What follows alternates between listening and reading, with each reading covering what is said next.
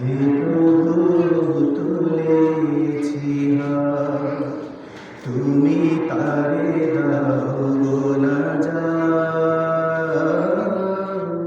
করে আপন। হে প্রভু তুমিও তারে তোমার আরশ ছায়া নিয়ে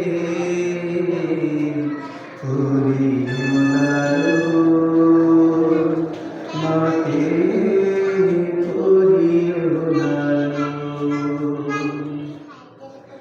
আমার দুঃখে কাঁদো যে মা, মলিন করে মুখ, দুহাত তুলে তোমার কাছে চাইতো আমার সুখ।